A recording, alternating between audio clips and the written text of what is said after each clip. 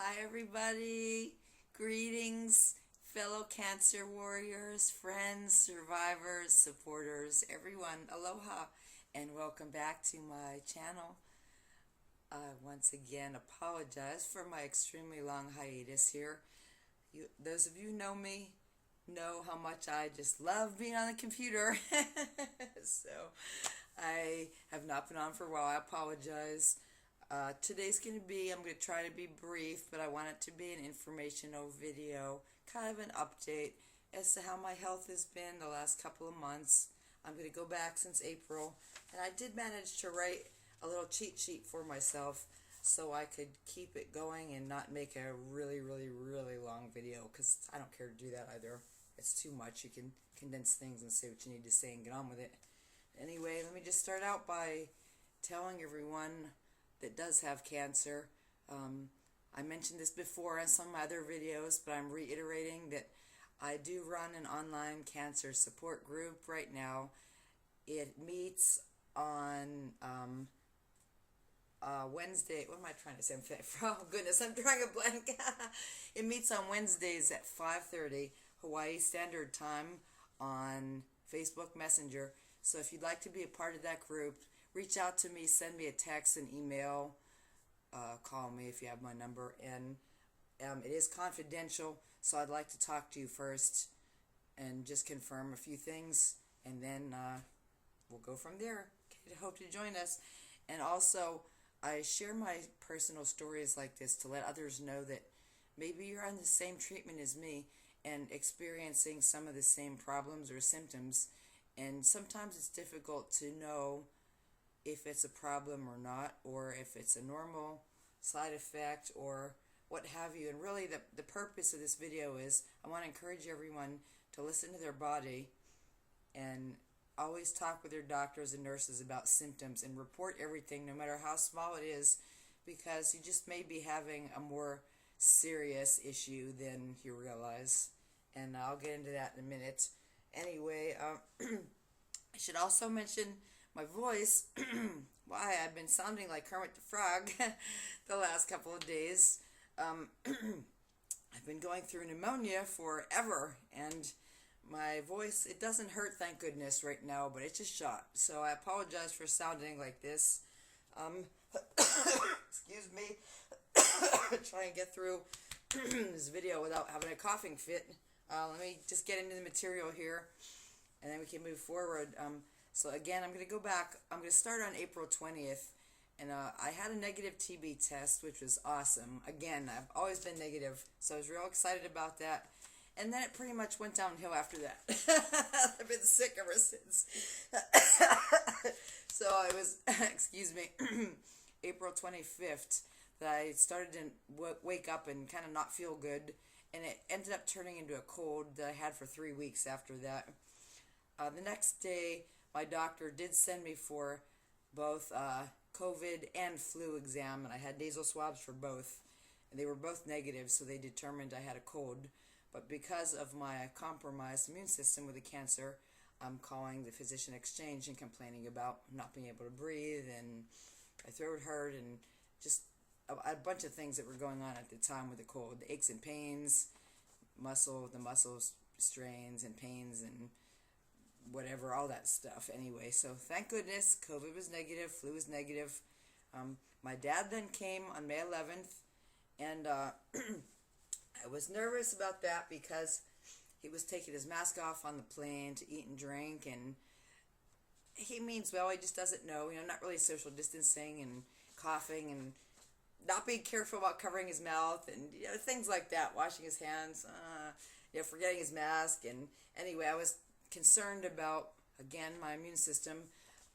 It's very possible for other people to harbor a lot of organisms inside them but be asymptomatic, and then someone with a compromised immune system, such as myself, gets exposed to it and gets sick and then stays sick for months. So, whatever, it's a moot point now. I have it, whatever.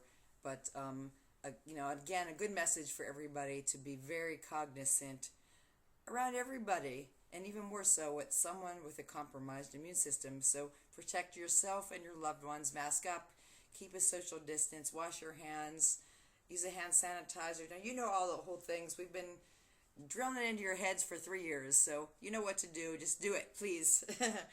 Okay, he only did stay for 1 week. I pretty much had the cold the entire time he was here, up until maybe a day or two before he left. That was on the 18th that he left, and then it was the May 22nd.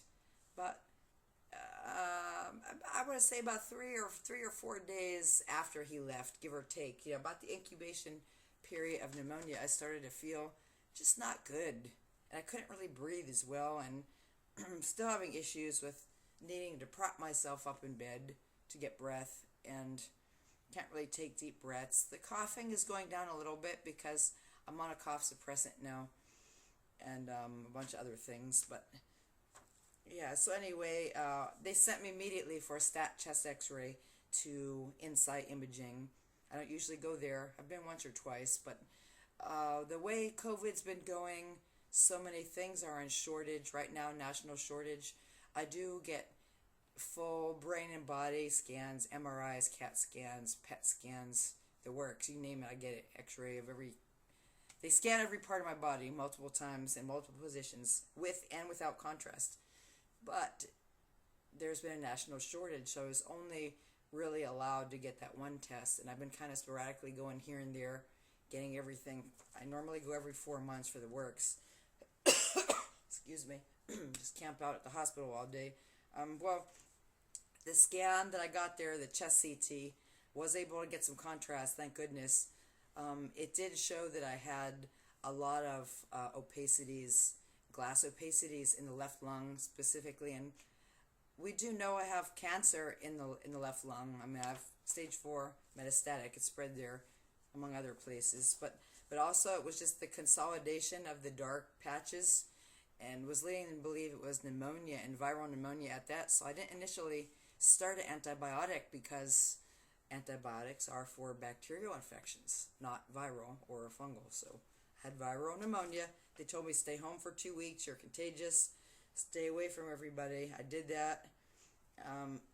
Again, I was calling the physician exchange, and excuse me, the poor mailman was coming over here and trying to deliver mail to me, and I kept telling him, Harry, get back. He's so nice. And just throw it down and leave, run. That guy, very nice man. Okay, so let's see. Fast forward to June 3rd was my next scheduled chemo day.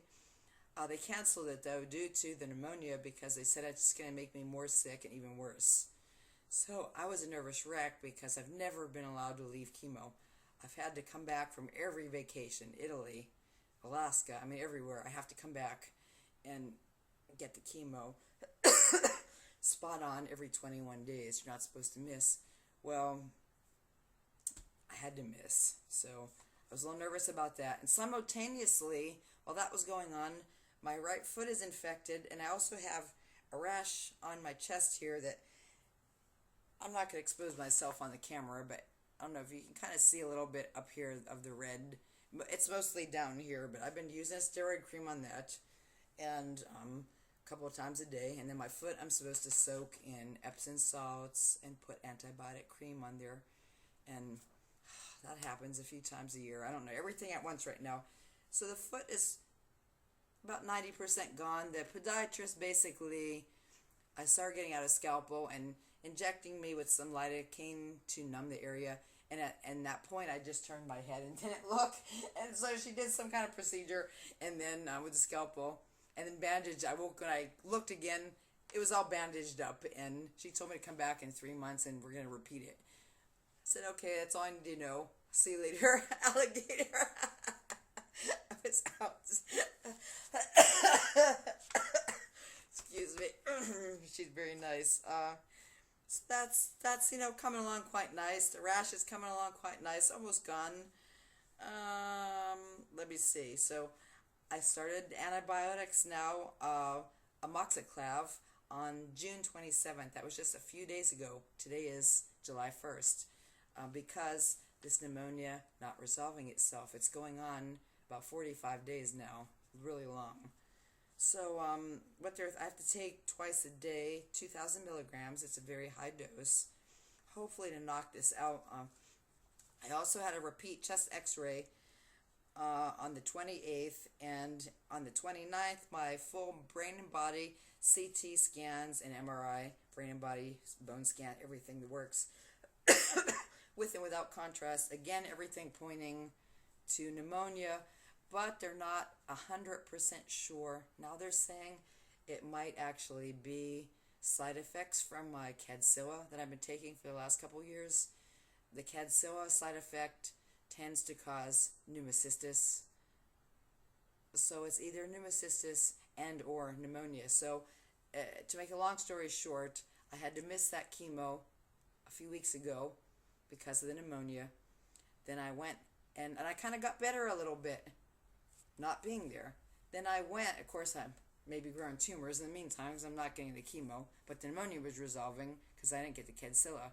Then I went back and had another round, and then I started to go downhill again and get short of breath, and my oxygen saturation has been horrible, and full of phlegm, and was coughing up bloody phlegm, and just, yeah, anyway.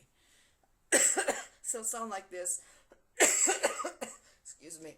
So, I went back and had another round of chemo then a week later, and started to go downhill again. So today I went in for chemo again, and I'm still sick, and they said, hell no, we're not giving you any more of that stuff. You need to take this steroid, the prednisone, a very high dose for a while, and see if that gets rid of the dark glass opacities in there. And plus I'm on the antibiotic, so hopefully, in case I do have bacterial stuff going on in there as well, they're trying to just hit it from every angle with both of those. And I'm not excited to have canceled the chemo, but I also, well, yeah, it's bad if I go in there and get, it can wind me up in the hospital and even kill me. So I guess I get it. It's bad to not get it, and it's bad to get it.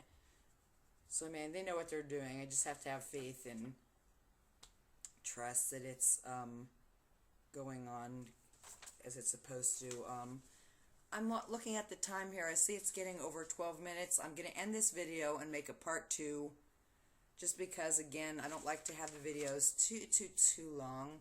And then plus, if they're too long, sometimes they don't post to the computer. I'm not really sure. I'm not tech savvy. I don't know how that works. I just know it's going long, and I'm going to log off, and I'll start part 2 in a second. Okay, so stay tuned for part 2. Thank you, everybody. Aloha.